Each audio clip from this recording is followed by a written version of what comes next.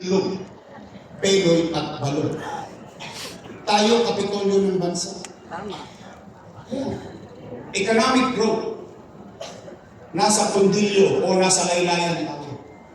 Kung dito number 17 out of 17, dito number 1 naman tayo. Sa krimen. We are now number 1 in crime index in Southeast Asia. Ano? Is this Philippines? No. Mga syudad po yan sa Southeast Asia. Tanong, no? Meron lang ba yan? O talagang nararamdaman natin maraming namang patayan, holdapan, snatching, kriminalidad, pati droga. Mga tolones nagbalikan na naman sa Maynila. Nararamdaman niyo ba? Yes! Isang araw lang, rin yung tanghaling tapat.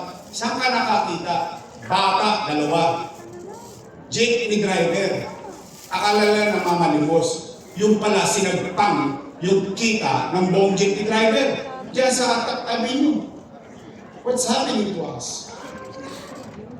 Bakit naman parang ikinikipit balikat lang nila yung pamumuhay natin? Yung kapalatan ng mga buhay ka sa lungsod. Nay, tay, real talk. Naalala niyo ba, noong panahon ko, may gobyerno sa umaga, sa tanghali, sa hapon, sa gabi, hanggang madaling araw, may gobyerno sa lungsod ng Maynila. Naalala niyo ba? Naalala niyo ba yung gobyerno na bilis kumilos? Yes! Then, nay, tay, mga lolo't lola ko, help me make Manila great again. Pangapat at panghuli, para uwi na. Uwian na. Alam mo ito, maraming titilapon ng kaldero sa bahay. Walang nagsahig, nandito natin ang chismisan sa Yorme. Pero, ito yung pinaka-importante. Bakit? Pera ng taong bayan. Mahalaga ba sa inyo? Dapat yan. Pera nyo yun. Sige. Hay! Nakalulungkot isipin na yung mga dati kong kasama, nanong araw, puri ng puri sa akin. Papuri rito, papuri ron. Papuri rito, papuri ron. Puro papuri. Ngayon, ako na ang pinakamasama sa paningin nila. Anong sabi? Si Yorme, maraming iniwang Utang! utang. Narinig niyo? Yes! Narinig ko rin eh. Sila ba sabi? Napanood ko din eh. Ano? Gusto niyo ang marinig ang sagot? Dapat lang. Gusto niyo ba marinig ang sagot galing mismo sa akin? Dapat din. Why?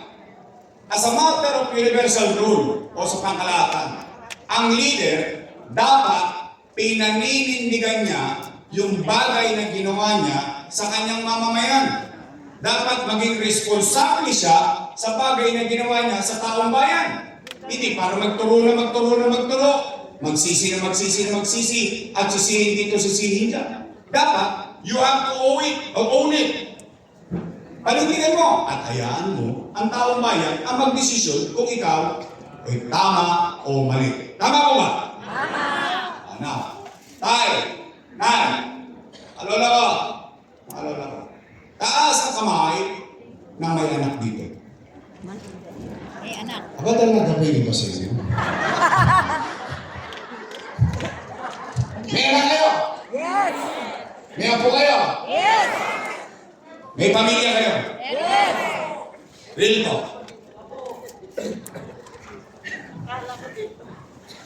Kapag walang makakain ng anak, gagawin niyo ng paraan. Yes! Wait. Di nga. Itatawid niyo. Iraraos niyo. Totoo ba ang kasabihan ng mga matatanda? Ng isang ina Gagawin na o isang ama, isang magulang person, subo mo na lang. Bibigyan mo sa kanya. Totoo yun? So gagawin nyo ang lahat para sa anak nyo. Yes. Itatawid nyo. Yes. Iraraos nyo. Yes. Hindi nang ginawa ko bilang ama ng 2 milyon na milyon ang panahon ng pandemya. Ngay, when you elected me as your mayor in 2019, I took the responsibility. Wala kayong narinig sa akin ni isang araw, ni isang beses na sinisi ko yung sinundan ko na walang iniwan sa akin na pera. Wala. Why? Ba't ko pa siya sinisiin? Eh, unang-una, hiningi ko sa inyo, maging mayor ako. Tandaan nyo, hindi nyo binigay ng pusa. Wala naman ganun eh. Hihingin mo muna sa tao, at pag nagustuhan ng tao, ibibigay sa iyo. Eh, hilingin mo gusto mag-mayor ka eh. Pag may problema, ituturo mo ibang tao. Walang ganun. You have to take responsibility. Oh, anong ginawa ko? Kahit wala tayong pera, kahit wala tayong narinig na reklamo, at wala akong tinulong nalilisip pa, unang araw, nililinis ko Maynila. Nanatugil pang Maynila ng araw eh. Banil dito, banil doon, libag doon, tolongis dito, tolongis doon, si Edith, si Pati, nagkalat sa kalsada. In fact, buti hindi pa kayo kumain. Sa labas sa opisina ko may tayo. Di ba? Sa labas sa office of the mayor, nakaapak pa nga po. And I told City Hall employees, how can I govern and ask the people of Manila na linisin nila yung bakuran nila, eh kung sarili natin bakuran, puro echas. Ano nangyari? Nalinis ang Maynila, nabalik ang Divisoria sa kalsada para sa taong bayan. Umaaliwala sa tayo yung mga tolongis, nag-aalisa na si Edith Pati, pinagpakasyon ko na. O, umaangat na tayo. In fact, ito, siya sa atin ninyo, ha? Dapat itong itamos ng ilong bilang batang Maynila. Yung ginawa natin sa Maynila paglilinis, pagsasayos, ginawang DILG Memorandum. Ipinatutupad sa buong Pilipinas. Naalala niyo yun? Ano sunod kong ginawa? Kinausap ko mga negosyante. Ano sabi ko sa kanila? Chamber of Commerce, American Chamber of Commerce, Makati Business Club, Filipino-Chinese Chamber of Commerce. Bakit? Ano sinabi ko? Patawarin niyo ng Manila, bumalik na kayo sa Manila. Bakit gusto sila maghanap buhay sa Manila? Kasi gusto ko magkatrabaho ng tao. In fact, I went further. I talked to McDonald's, Jollibee, Mag-Inasal, and so on and so forth. Sabi ko, bakit sa Japan, ang senior citizen, pwede ka magtrabaho? Bakit hindi kayo tumatanggap ng senior citizen? Ano nangyari? Pinagbigyan ako. Mga PWD, mga senior citizen, nakapagtrabaho, kumikita. Ang krimen sa Maynila, paano na-resolve? Anong sabi ko? Kayong mga kriminal, hindi ko kayo mapipigilan gumawa ng krimen sa Maynila. Eh kung nanay tatay nyo, hindi kayo mabantayan ng 24 oras ako pa kaya. Pero anong garanti ako sa mga taga Maynila? Ano sabi mo, mga batang Maynila, pumanatag kayo, pag dito nila ginawa sa Maynila, ang ikamamatay ng tolongis at ng kriminal, puyat. Bakit? Hindi ko sila patutulugin ng mahimbing hanggat hindi sila nakakalawit ng mga alagad ng batas at ihaharap sa husgado at ihohoyo. Bakit ko sila gustong ipakulong? Bakit yun? Pwede naman nyanggayin eh. Bakit gusto ko ipakulong? Alam niyo bakit? Ayaw ng kriminal makulong. Alam niyo bakit? Bakit ko alam? I grew up with them. Yun yung mundong pinalakihan ko. O bakit alam ko? Kasi sa loob ng kulungan, parang impyerno. May alikunga, galis-aso, kuto, luga, TV, at parang namumuhay sila ng sardinas. Kaya ayaw ng kriminal makulong. Ang gusto niya lumalaban, eh kinukulong natin. Natakot silang gumawa ng krimen sa Maynila. Kaya ang krimen natin did not slide. It died. Virtually, umaalis sila sa Maynila. Dahil alam nila, anumang layo, mas mahaba ang kamay ng batas sa lungsod ng Maynila. Umaangat na tayo, umaayos na tayo, nakikisa na ang tao, lilipad na tayo, bigla tayo nabangga. Boom! Bakit? Nagka-pandemya eh. Ano? Mahulaan ko ba magkakapandemya? Yan ang epekto ng pandemya. Wasak ang ekonomiya. Nino? Ng Maynila? Hindi. Ng Pilipinas? Hindi. Ng buong? Mundo. Walang ekonomiya, walang hanap buhay. Walang hanap buhay, walang trabaho. Walang trabaho, walang pizza. Walang pizza, walang chicha. Tama mali? Anong ginawa ko? I went to Facebook Live and I addressed the people of Manila. Sabi ko, Nay, Tay, umanatag kayo. Huwag kayong mag-alala. May awa ang Diyos. Pag wala na akong may bebenta, nakita niyo itong relo na si Dion, ipatatas ako ito kay Tambuting makaraos lang tayo.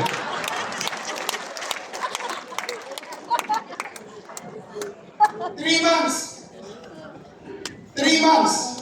Hindi ko inuwian ng pamilya ko. Not a single day. Not a single night. Ay, si Che. Ayan, dinadala na ako ng pagkain niya sa City Hall. Kaya nakikita niyo minsan nakashort ako. Kaya minsan nakikita niyo parang bagong gising ako. Why? Nag-ano na taong bayan eh. 2 milyong bibig umaasa sa kanyang pamahalaan. Oh, ano po naging epekto? Kayo, ng mga nangabuhay dito, kayo dyan sa taas, kayo'y testigong buhay. Kaya natin sabihin, noong panahon ng pandemya, walang nagutom sa lungsod ng Maynila. Buwan-buwan, may food box. Hindi pa nga nauubos yung food box, tumarami ka naman ang food box. Per family, not household. Kasi sa isang bahay, 2 pamilya, 3 pamilya. Yung iba nga, binibenta na sa online. Okay lang. Binigay ko niyo yun. Tama mali. Nakaraos tayo, walang nagutom sa Maynila. Ano pa nangyari? India. Ubos ang oxygen. Pilipinas, nagkakaubusan ng oxygen. Sa Maynila, bude-budegang tangke ng oxygen para sa mga COVID patient natin. Nay, magsiyasat po kayo. Bakit? Ito po, ipinagtampo sa akin ng mga mayor, lalo na sa Metro Manila. Bakit? Tanging Maynila lamang ang nakabili ng sarili niyang bakuna laban sa COVID-19. 500,000 doses ng COVID-19 vaccine. Nay, Tay, nagkakaubusan ng gamot. Ang Maynila may remdesivir, tocilizumab, molnupiravir. Dang-dang libo ang isang botelya, mabuhay lang ang isang pasyente taga Maynila na may COVID-19. Nay, Tay, UST, hindi na masalangan ng pasyente. Ibang private hospital, hindi na mapuntahan ng pasyente, punong-puno na. Ang Maynila, in 52 days, na itatag Manila COVID-19 Field Hospital sa Luneta. Nay, Tay, habang kinakarap ko sa kanan, kung paano ko iraraos yung gutom, paano ko iraraos yung kapanatagan ng tao na takot at takot baka siya mamatay sa panahon ng COVID-19. Sa kaliwa, hindi ako nagpaawat. Hindi ako nagpaawat at gawin kong excuse, gawin kong dahilan. Pasensya na kayo, lahat ng pinangako ko hindi tutuparin kasi bakit may COVID. Hindi, tinupad ko pa rin. Ang alin, yung pangarap ko, para kanino? Sa anak niyo, sa pamilya ninyo, sa susunod na lahi ninyo. Bakit? Ipinangako ko yun noong 2019. Oh, habang dito sa kaliwa, anong ginagawa natin? Condominium 1. Condominium 2. Binondominium 1. Base Community. San Lazaro Residence. Pedro Hill Residence. San Sebastian Residence. Noong isang linggo, itong administrasyon, ipinamahagi na yung condominium na Pedro Hill at San Sebastian. Habang pinamahagi nila, sila daw ang may gawa. Pero yung utang, ako may kasalanan. Nung matikman ng tao, yung benepisyo, sila daw ang gumawa. Pero yung pinagpagawa, nag-isip, gumawa, at nung ginawa, inabot ko lang yan, kaya sila daw po ang may credit. Okay lang, gusto nyo ng credit, gusto nyo ng credit. Ang importante naman sa akin may makakatira dyan, aayos ang buhay, tataas ang dignidad, ang quality of life ng isang pamilya, makikinabang. Kaya lang, pag-utang, kasalanan ko. Pinatang. Albert Elementary School. 10-story fully air-conditioned public school. Itinatag Rosario Almario Elementary School. Itinatag Manila Science High School. Itinatag, hindi ko maintindihan bakit hanggang ngayon hindi pa tapos ang Magsaysay High School. Samantalang pandemic, 2 taon lang tapos yung Albert. Yan ang pinakamalaki sa buong Pilipinas. 7 floor. Itinatag Baseco Hospital. 3 years na akong wala. 3 years nang tapos. Hanggang ngayon, hindi pa bukas ang Baseco Hospital. Itinatag bagong ospital ng Maynila. 10-story fully air-conditioned public hospital na may MRI machine, na may CT scan machine. Pero wala pa akong narinig taga Maynila na gamit ang MRI machine at CT scan machine ng bagong ospital ng Maynila. Bakit? Hindi ko alam. Pero pera niya yan. Daang-daang milyon yan. Mahal yan. Bakit hindi ginagamit ito? Natuloy ng doktora sila. Ako nga hindi doktor eh. Nadaustos lang. Ingat lang tayo. Alright, tayo. Lahat yan nangyayari. Tanong, saan pa kinuha yung pera na yun? Ano, umipot ako ng dingto? Hindi. Ama ako eh. Ina ako eh. Magulang ka eh. Gagawin mo ang lahat. Mairaos mo lang ang pamilya mo. Kung mahal mo ang pamilya mo. 2 milyon bibig. Natumba. Oh. Ano, Yorme? Kanino ka ba nangutang? Sa gobyerno. Ha? Ang labo mo naman kausap, Yorme. Amerika nangutang. Pilipinas nangutang. Ikaw nangutang sa gobyerno. Opo. Sino may-ari ng Land Bank of the Philippines? Gobyerno. Gobyerno. Sino may-ari ng Development Bank of the Philippines? Gobyerno. Gobyerno. Nay, tay, dasitas. Suwa ka sa naman. Imumuestra ko para mas madali maintindihan. Itong sombrero ko, hanggang pa, yan ang buong gobyerno. May 2 bulsa. Isa sa kaliwa, isa sa kanan. Sa kaliwa, National Government Financial Institution. Ano na sa loob? National Government Bank. Land Bank of the Philippines, Development Bank of the Philippines. Sa kanan, City of Manila. Nga. Alaws. Ano ang ginawa ng ama ng lungsod ng Maynila? Lumukot sa kaliwa. Inilagay sa kanan para makaraos ang batang Maynila. Ulitin ko. Gobyerno sa kaliwa. Gobyerno sa kanan. Sino nagpalitan ng pera? Gobyerno. Gobyerno. Sino nakinabang sa pera? Taong bayan.